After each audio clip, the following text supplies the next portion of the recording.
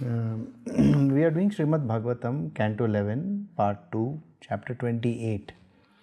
Now, what we had done was up to verse 32. And 33. So, in that we had spoken about how a evolved being, that is an enlightened being, how does he behave in this world. For him, whatever he is doing, whether he is sitting, eating, drinking, walking, or whatever activity that he is doing, he is not connected to him, that is his being. It is connected to the body, and the body is doing activity literally like an automation. In his physical world, the activities like moving his hands or whatever happens automatically. It is just like instinctive responses, but nothing enters him. It is, his mind is not at play at all. His mind is lost in the self, and the self is inwards, because everything is going inwards. This, literally the mind, intellect and all. He is disconnected from the senses, mind and the body. He is disconnected.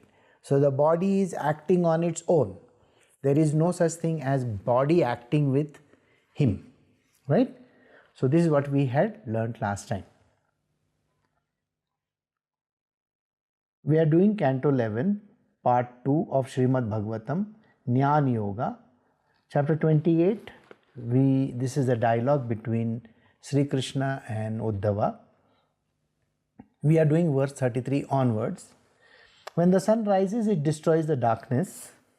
33 is material nescience, which expands into many varieties by the activities of the modes of nature, is wrongly accepted by the conditioned soul to be identical with the self. But through the cultivation of spiritual knowledge, my dear Uddhava, the same nescience fades away at the time of liberation. The eternal self, on the other hand, is never assumed and never abandoned. So, sounds a little bit tough, so let me explain it to you. Material nescience means material ignorance. What is the meaning of the word material ignorance? Material ignorance is everything that you see, do, touch, feel, whatever is expressed or impressed on the body from outside is not true at all. It is absolutely unreal. So material nescience means ignorance connected to the material domain.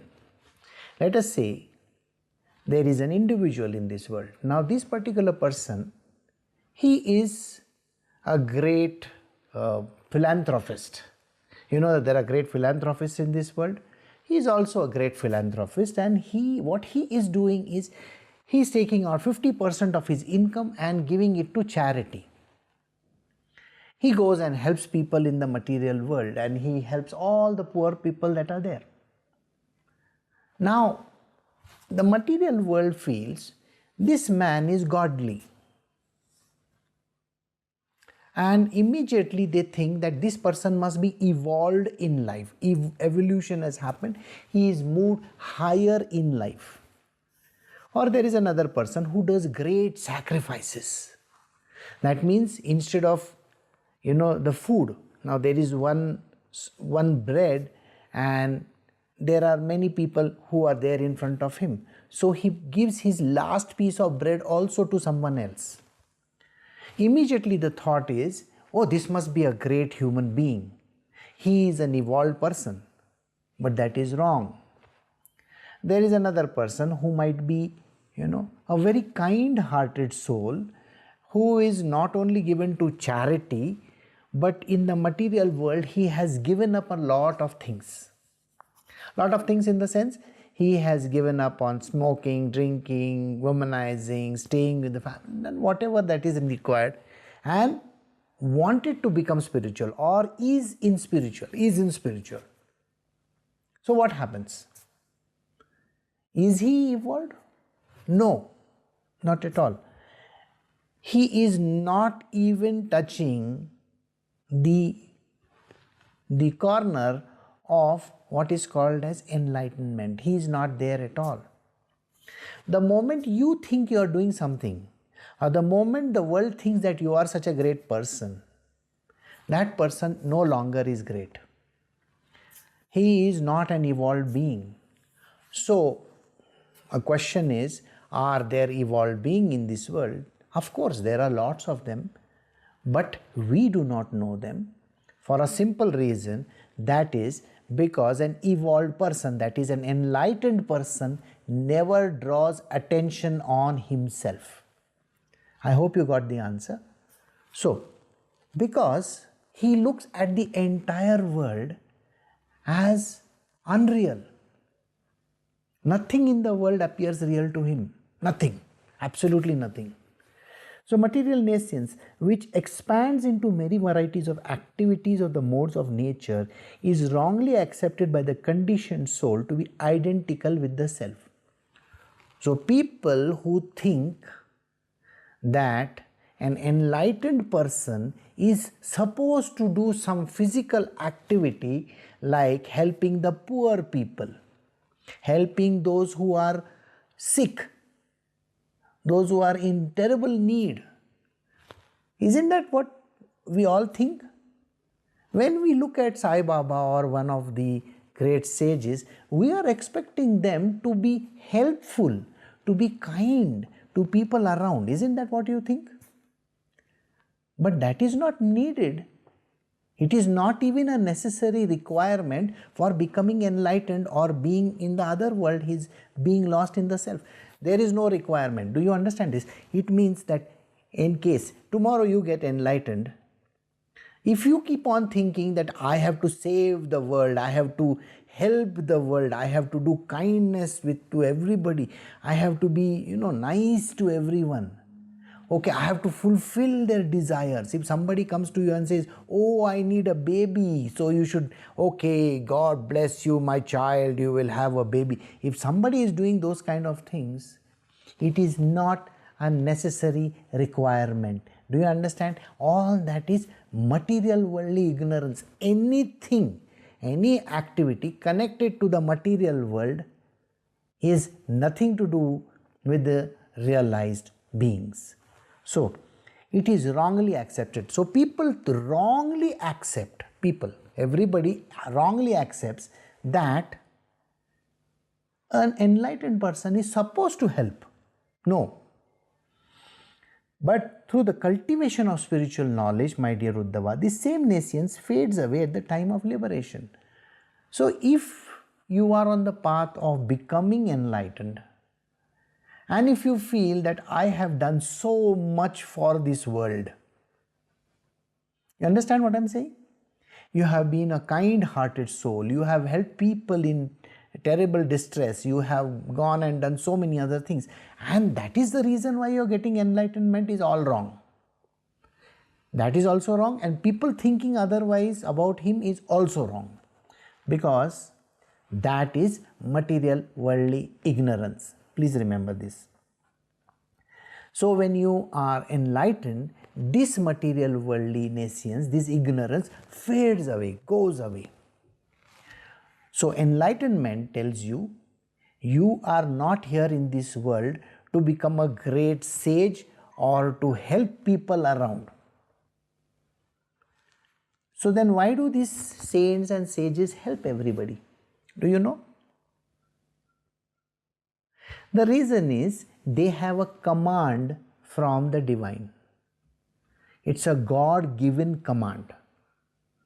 The moment you get a command, a higher command from God, that now you have reached enlightenment, okay? Now you got to work for mankind. Go do some work over there. So some of the sages then took up certain activities. Like say for example, a sage like Dronacharya, he must have taken some activity of teaching someone. Dhanurvidya, that is archery. Vishwamitra, Vashishta Muni started an ashram. Now in the ashram there were lots of students. Now in Vasishtha Muni's ashram there was a student by the name Sriram. I think you know the story of Ramayana. I don't have to repeat it for you. So Sriram goes to Vasishtha Muni and also Vishwamitra, and he gets trained over there. So sages can be given the power of attorney to train people to do some activity in this world. Jesus Christ asked his Father in heaven, and the Father in heaven told him to spread the word of God, spread his word and spread love. That is all that is needed. If you think that they are supposed to go and work for poor people, which is what the common understanding in the material world is, oh, if you are a saint or a sage or if you are an enlightened being, you are supposed to go and HELP. No, there is no need. Unless and until you have a divine command. Remember this. Otherwise, if you think you are helping people, it is called ego, which means your personal ego says, oh, you are helping someone. I hope you got that answer, right? Now, the eternal self, on the other hand, is never assumed and never abandoned. So you should never assume or abandon anything in this world. What is this assumption? Assumption that if there is a divine being, now the divine being should not assume, okay, this world is not in God. You understand what I am saying? If he thinks and assumes that this world is not in God, things I am not supposed to do on his own, no. All those drop off automatically. There is a difference, isn't it? Like I told you, his hands are moving automatically. Did I say this? Exactly in the same way, whatever activity that he does is dropped off automatically. But if he thinks he is doing something, then there is something wrong. Got it? When the sun rises, it destroys the darkness covering men's eyes, but it does not create the object they see before them, which in fact were existing all along. Similarly potent and factual realization of me will destroy the darkness covering a person's true consciousness. So this is also an important verse where he says, now he is given one example. What is that example? The example which he is given says, when the sun rises, when the sun is rising, now you can see behind me there is a little bit of brightness, the sun is rising over there. And if you recollect, I was telling you that the face looks dark. So just imagine, do you think when the sun came up, the face came into existence? Is that what you think? No, the face was already there, right? Of course, the sun just brightened it a little bit, maybe 1% brighter. Otherwise, it is there. In the same way, objects appear to mankind, to human beings, when the sun rises. Got it? You see, in darkness, you may not see the object. But when the sun rises, what happens? You see the object. So it does not mean that the object came into existence just because the sun rose. Got it? Now we will apply this to enlightenment. When enlightenment happens, when the sun rises, these two sentences, take them together.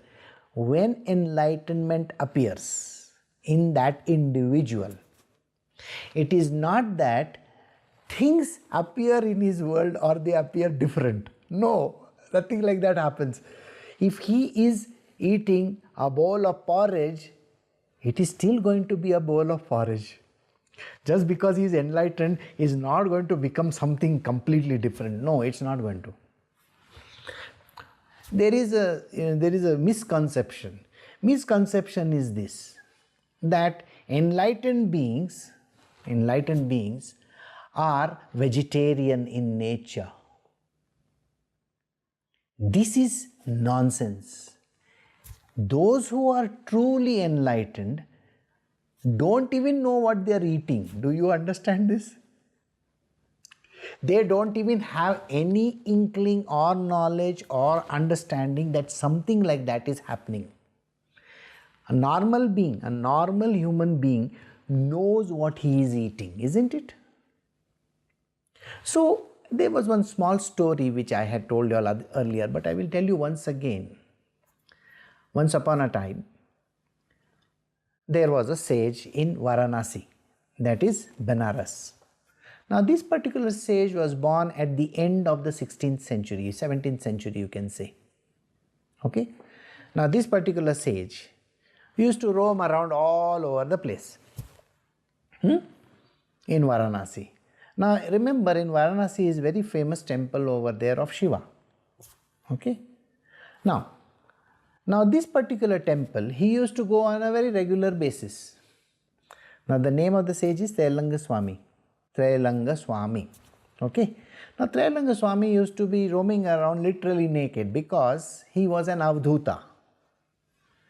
And hardly anybody, approached him because he used to do a lot of activities which people were afraid of. So, every now and then, he would go and visit the king on his own. In his garden, he will go. So, 250 years later, he lived for more than 250 years. Okay? So, early 1900s, there was a king of Kashi. Kashi is the same place, Varanasi. So, the king of Kashi knew he was a great sage. And he would visit him and would pray to Trailanga Swami.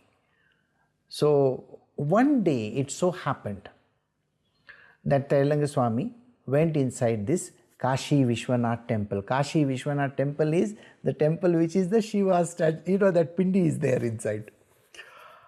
And the people over there were told never to stop him. The king had given instructions, never ever stop this person. Okay? Let him do what he wants. So early in the morning when the temple doors open, he would be entering the temple and he would pray at that time. But that day what he does is something very unique. He shits in front of the temple and takes that entire poo and puts it right around that shrine. Now that is something which cannot be accepted for a normal human being. Now the people are angry, everybody, all the Hindus and everybody over there are upset. How can he do like this? But the king's word is, you cannot touch that person and nothing can be done to him. So he just walks out of that building, in that temple. And the word reaches the king. The king wants to meet Trailanga Swami. So naturally, in the king's gardens, Trailanga Swami is roaming around naked again. So he bows down to him and says, Swamiji, can you please come to my palace? Now naturally, it's a blasphemous kind of an act which cannot be pardoned. I'm sure you know that. So he's taken in over there and the king says, please have some lunch with me. And there is a multiple course meal arranged for him. So much of food is made for one person. 20, 30, 40, vessels of food is created. Different varieties. And he sits at one end of the table and the king is serving him. Just imagine this scene. Like whatever the king is serving, he is eating it up. He empties literally all the vessels over there. Now this is a true story and it is an amazing story.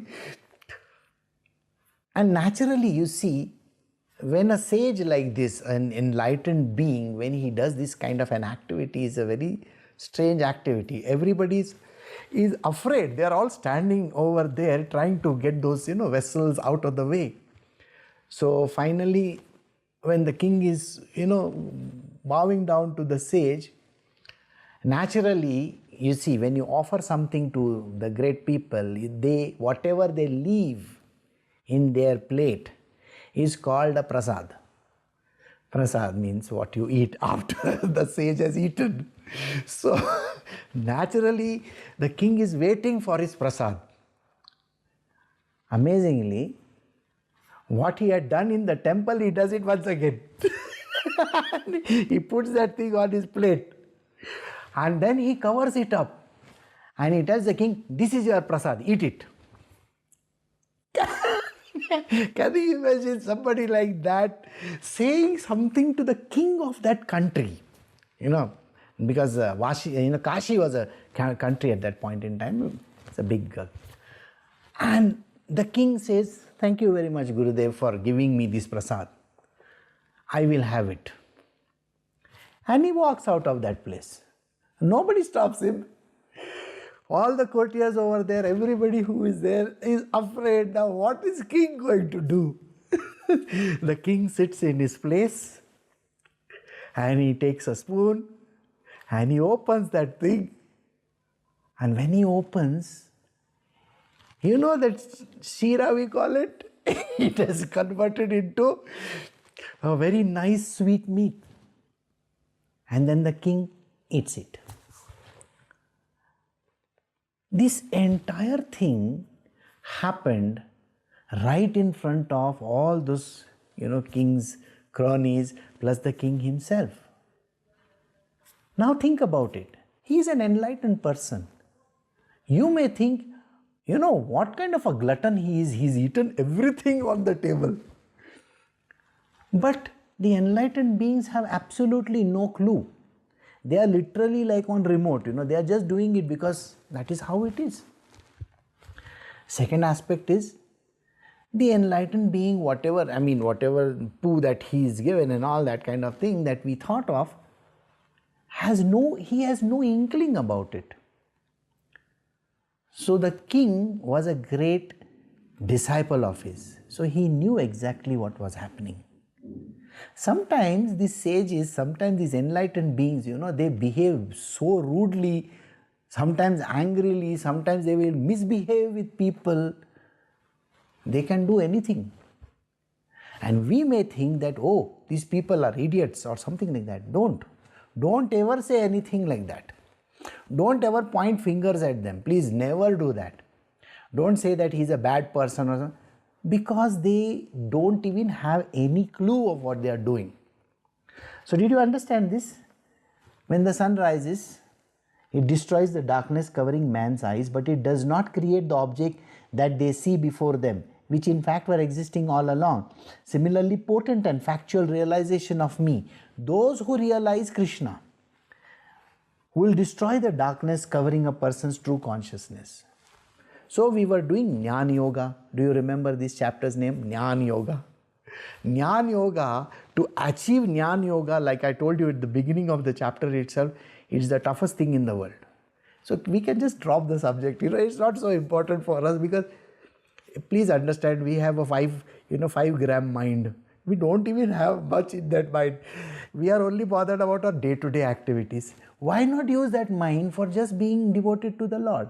So what is Krishna saying is, now you have seen what an enlightened person does and what an enlightened person is. Be devoted to me. Be devoted to me. I will personally ensure that all this darkness that is there, the material worldly nescience that is there, will go away from your life. Then from tomorrow, you will not say, I am helping somebody. You got the point? If you are a Krishna Bhakt, you don't help anybody. You don't do anything which is like, I am doing charity, I am giving money, I am saving the people, I am saving this world. These kind of words you will not say. Once you are a devotee of Krishna, whatever Krishna commands, you will do. If Krishna says that you have to be, a part of a group, you have to take it as a divine command and just do what is necessary. Do you understand? There is a lot of ego which comes in the way. Ego comes, isn't it? Why should I do this? No. There is no need of ego. Where love and devotion is, no ego can stay there. You understand this? Love and devotion is the biggest enemy of ego. Ego will get killed in that fight. So have love and devotion for Krishna, and Krishna will guide you along on the path.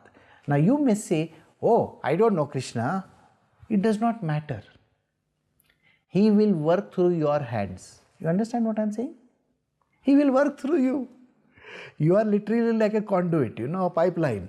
And everything will happen on its own. Don't ever attribute it to I did it, I did it, I did it. Never say those words, I did it. Got it? So this is what the verse means. Now, verse 35 says, the Supreme Lord is self-luminous, unborn and immeasurable. He is pure transcendental consciousness and perceives everything, one without a second. He is realized only after ordinary word ceases. By him the power of speech and the life airs are set into motion. Now, we are describing Krishna himself. What is Krishna? He is self-luminous. That means he doesn't need any books or anything to enlighten him. You got what I am saying? Everything that he is doing or working out or saying is all automatic. It is self-effulgent knowledge. Then he is unborn, so there is no such thing as birth.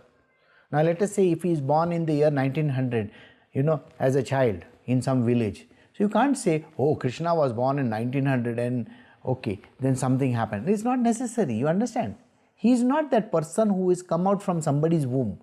Remember this, he is not a person who has come out from somebody's womb. He is a person, he is one who has taken up that body. So there is no such thing as birth. It goes the same for all the great people like Jesus Christ or whosoever. Jesus Christ just took up a body. Christ took up a body. Likewise, Buddha took up a body. So they have taken up a body. Doesn't mean that they have started at that point in time, okay, this is the day he was born. No, not necessary. So if you think that you are celebrating Christmas because of a particular thing, it is just for your satisfaction. You can take any day in a year and say that, okay, Krishna was born on this day or Jesus was born on any day. You know very well that the day 25th of December is not actually his birthday. You know that very well. The reason simply is because the dates were changed late in 17th century. The world lost a couple of months because that the quarter day, which is there, 365 1/4 day is there. It is added at the leap year, correct? That 1/4 is added at the leap year. Think about it, right from beginning, from 0 to 17th century, nobody added that quarter day. Nobody added the quarter day. Now you keep on adding quarter day all the time. At the end of 17th century, the person, there was one great sage, a priest, who designed this calendar, which is now today called the Julian calendar, which you and I use, 1st of January and 31st of December, all that. So he designed this calendar and he said that the earth takes 365 1/4 day to reach the destination once again. So let us add all those days. So suddenly one day, just imagine, suddenly one day it is April and the next day it is September. How is that possible? It sounds very funny to you, isn't it? Now think about it. If Jesus' birthday was in June and suddenly it is in December. So anybody who comes to you and says, Jesus was born on 25th of December, not necessarily that is how it is. You can take any day in the year and say, this is Jesus' birthday, I am going to celebrate. It's the same thing when people come and celebrate. I'm not Jesus, but I'm just telling you, when people will say, okay, you are born on 5th of April, okay, fine, celebrate one birthday, cut a cake. You are born on 4th of July, 4th of July, no, 4th of July is Independence Day of USA. 4th of March, I say, okay, take that as a day. Does it really matter? No, you can take every day as a celebration day, in your own case also. You have just taken this body. You have just taken a body. Doesn't mean that you have celebrated. It's like, just imagine, I am taking a big bottle of water, a 25-liter bottle, and I am taking one small bottle which is say 500 milliliters, and I am pouring this that 25 liter into this half a liter and say, can I say the water was born on the day when I poured it inside the bottle. I can't say those words. Exactly like that. We got poured into this bottle, this body. Doesn't mean that, okay, I was born on this day. You just entered that bottle, okay? Simply like that. So nobody can predict or say that Jesus entered that body on 25th of December. So this is something which you need to understand. Again, and Krishna's birthday, Krishna Janmashtami is celebrated all over the India, okay, or maybe the world. Now people assume that Krishna was born on that day. The assumption that he took up a body and we celebrate is left to everybody's own interpretation. It does not really matter. You want to take up that day and celebrate because you want to eat a cake, it is your choice, okay? You are enjoying the cake, that is your choice. You can bring a cake, you can give flowers to him, does not matter. What difference does it make? You be happy with it, alright? This is called nescience being removed. That means ignorance being removed. The day this nescience goes away from your life, the day this ignorance goes away from your life, you will understand this. So what he says, the Lord is self-luminous, unborn. So I hope you understood the word unborn. He is not born at all. Immeasurable. Don't think that if Krishna was just 5 feet something, he is going to be 5 feet something. And then you will say, how can a 5 feet God rule this entire universe? This universe is so big, You require a God bigger than the universe. You think it's like a dog and a man, is it? Okay, this universe is a dog and the man is like a God. Okay, he is taking him on a leash. Nothing like that. That's a way of looking at it. You don't require a God who is, a billion feet tall or something like that, who is taking care of the universe. Okay, now this universe, I can beat it out. Oh, no, nothing like that. He can be 5 feet. He can be nothing also. He can be just 2 feet also. You remember Vaman Avatar? Short fellow. Very short. And that is the reason why he was told you can take 3 steps and then you can take those 3 steps as your own. And he covered the 3 steps over. First he did earth, second he did the heavens, and the third one he said, I don't know where to put the foot. So King Bali Maharaj said, put it on my head. So he put the foot on his head and he says, okay, now all these 3 things are mine. So Bali Maharaj accepted it and said, yes, I'm very sorry. I was an egoistic person. So what did the Lord do? He gave him, because you see, remember, he put his leg on his head, no? So when he put his leg on his head, he pushed him down to the hells. Okay? This is the story. So he is a ruler of a particular domain in hell. So he is the big boss over there. He is there today. I mean, if you really want to go to hell, tell me. So okay. So I hope you understood this. So this is how it works. Is pure transcendental consciousness. Now the idea that the Lord is some entity, with multiple hands. Just imagine we have 5 fingers. He must be having 1 billion fingers. With every finger he must be doing something. Imagine he is sitting in front of a computer and he is punching all that. He is not doing like that. I mean, he doesn't have 1 billion fingers. It's our imagination. Okay? Neither does he have 1 billion heads. No. Again, it's your imagination. You think he's like kind of a, weird looking creature or something like that? No. So when people draw the bearded man and all that, maybe 4 hands and maybe 20 hands, it's all imagination. Don't go into that. The Lord is pure consciousness. See what he says? He is pure transcendental consciousness. Consciousness means, like I told you the word, awareness, knowledge, those kind of things. You just be thankful that there is a Lord. So the question, see, if the term consciousness is very difficult to understand because anybody can interpret it whichever way like that. My interpretation is very simple.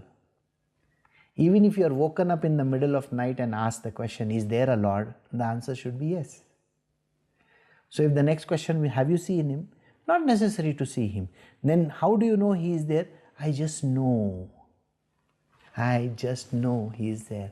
That is transcendental consciousness. Just having the knowledge that there is a divine Lord. And He is the one who is all this. And perceives everything. He has everything under His control. If there is one without, He is one without a second. There is nobody to compare to Him.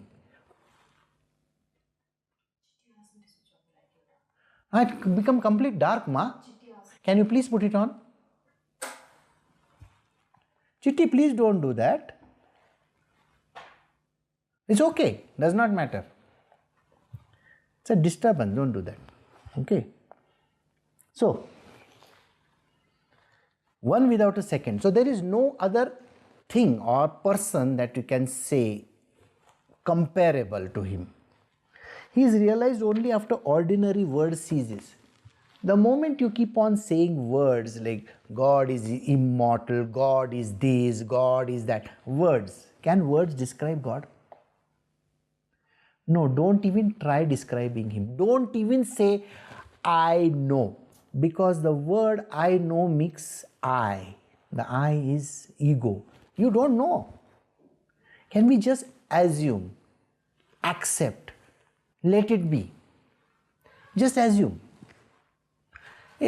Is there. Okay?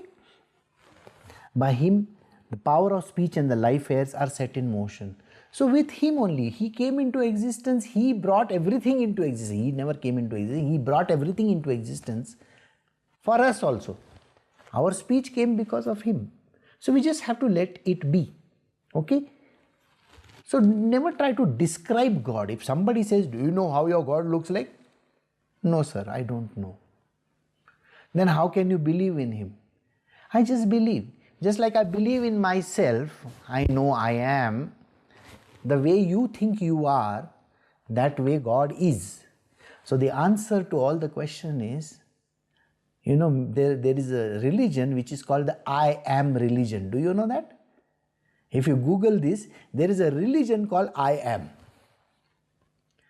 So in our world, you see, He is God, she is God, or whatever is God we say.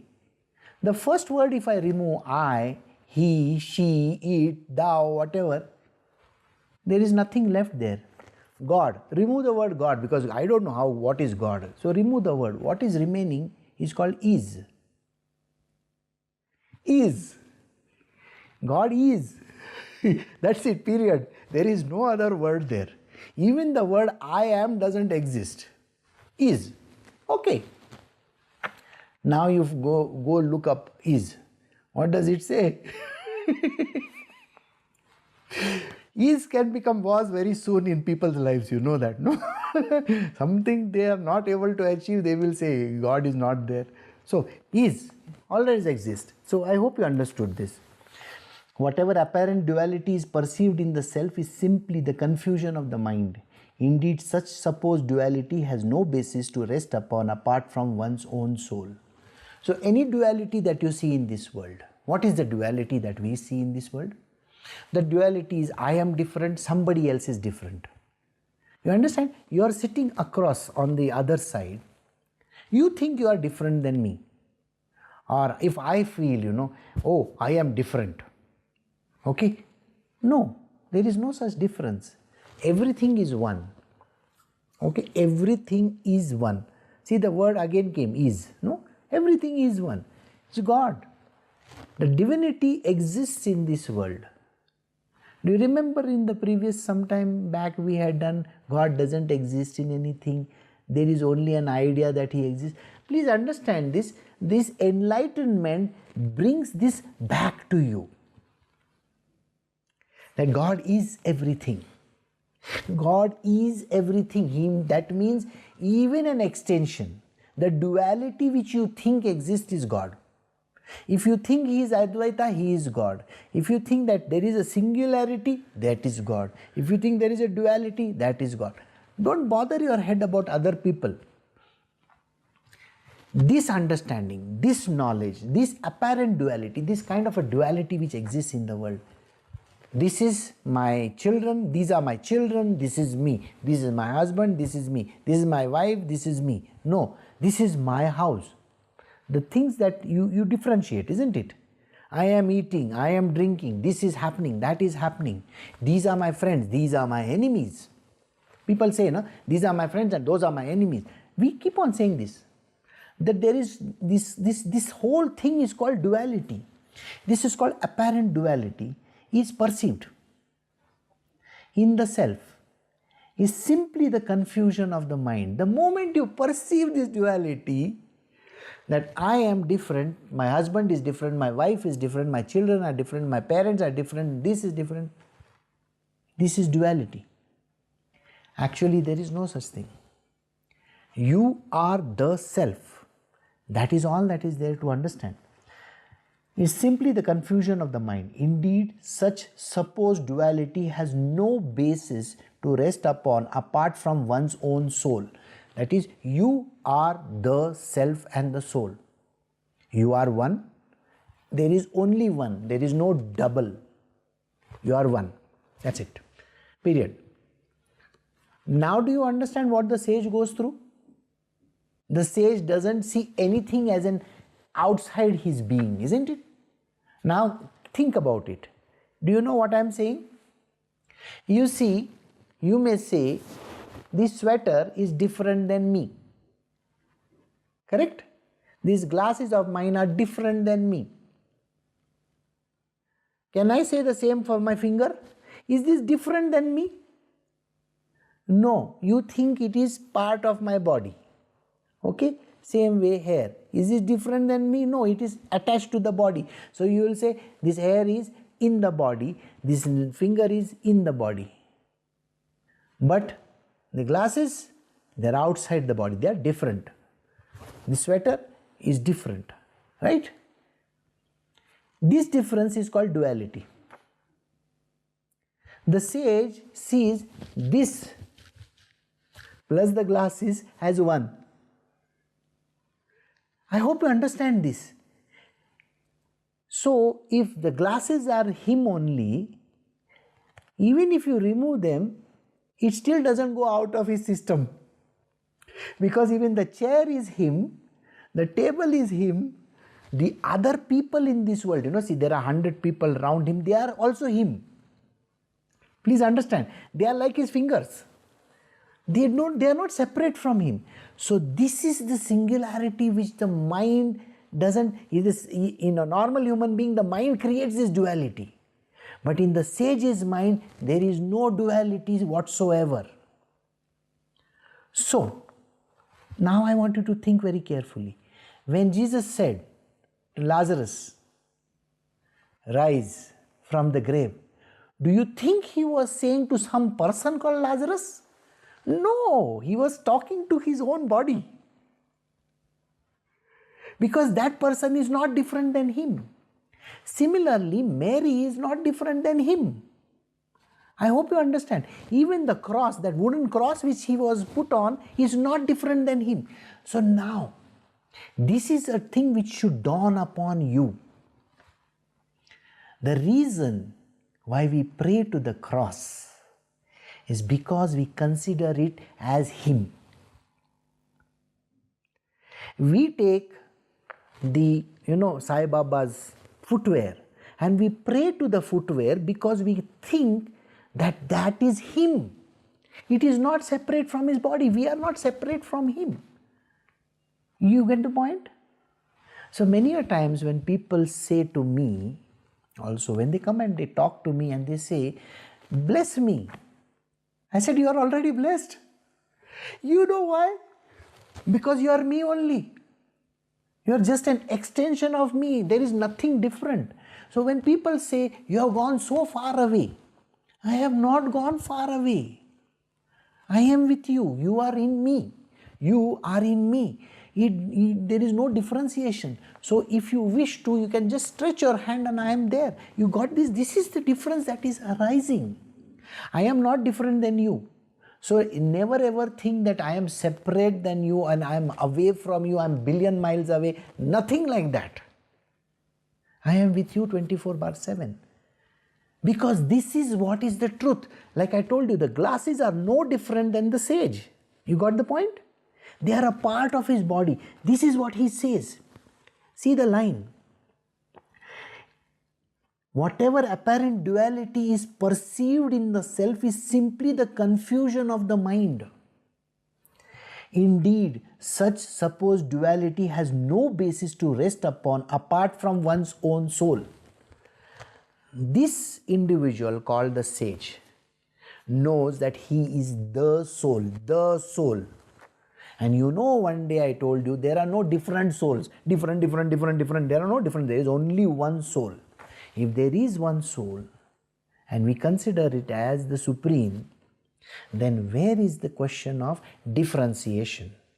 There is no differentiation at all. I hope you understood this.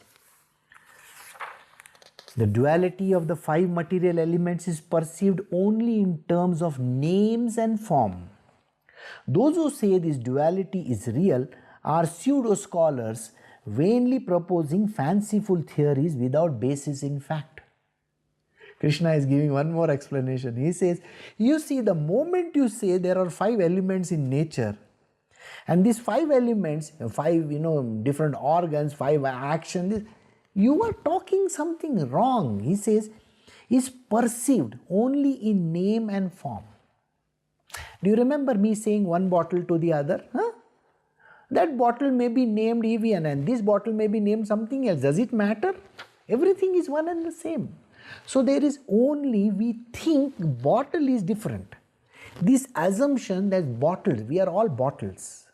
The moment you have this concept that this is the body, this is the body, this is the body, and this is the body, we have differentiated everything in this world. This differentiation, the moment it ceases, you have reached your state of enlightenment. Please understand this. The day you see this entire world as a part of that one whole. Now I will tell you what my dream, what I saw that day.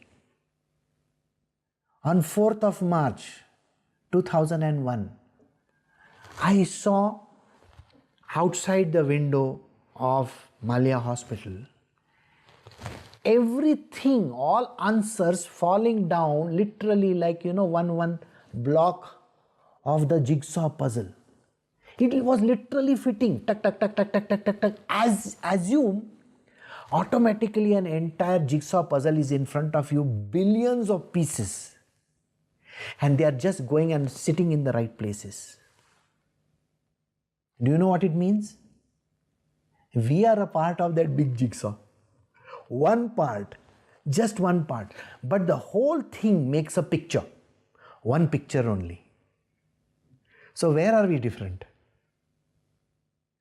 Everybody is in that jigsaw.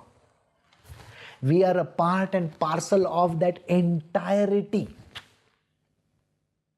But the moment you think of yourself as one separate part, you are separating yourself out. That is the problem which starts with you. Do not think of yourself as a separate from that whole jigsaw puzzle. You are one piece amongst those zillion pieces out there. That is one soul. That is one soul. And the moment you remove one piece out, you say, I am separate. That is not true. This is what he is saying over here. Those who say this duality is real are pseudo-scholars, vainly proposing fanciful theories without basis in fact. So do you understand what Krishna is saying? Krishna is saying, you are a part of this whole, one only, one soul, one Atma, which is called Paramatma or the Super Soul, or what we call as God Almighty. We are a part of that. Do not take yourself out of it and saying, I am different, I am like this, my name is so and so. It's only names and form. Isn't that what I said? See, the duality of the five material elements is perceived only in terms of names and form. Those who say this duality is real are pseudo-scholars, vainly proposing fanciful theories without basis in fact.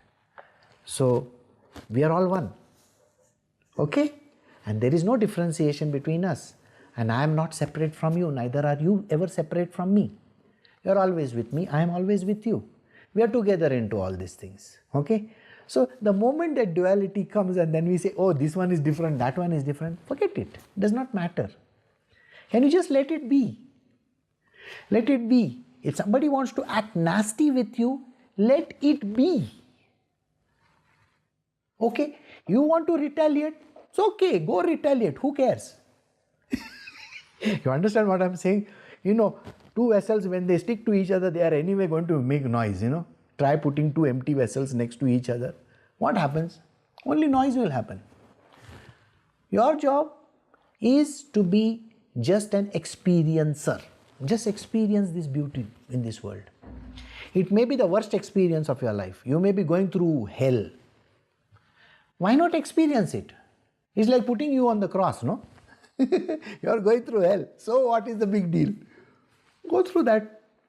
It's just an experience to the body. The body will get punctured with that nail. What is the difference does it make to the soul? No difference. Because the moment you think separate, then there is going to be a problem. And then somebody saying something to you, you will take it that, oh, this person was very nasty with me. He spoke like this. She did like this. Those kind of things. What is the point? So, be that enlightened person and don't bother your head about all these things. Just consider you are a part of the divine and do the job which you have come to do in this world. Just do it. Continue doing it. And don't bother your head about it. Got it?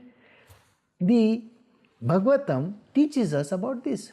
Uddhava was very rightly taught this knowledge. And today you are getting that knowledge, saying that everything is one. There is no need to have this duality in you.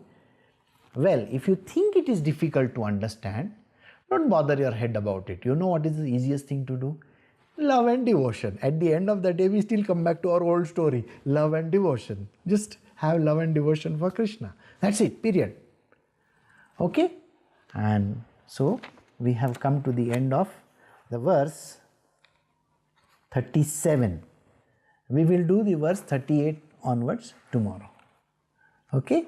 So, you take care. You have a very good day and I'll see you all tomorrow. Bye.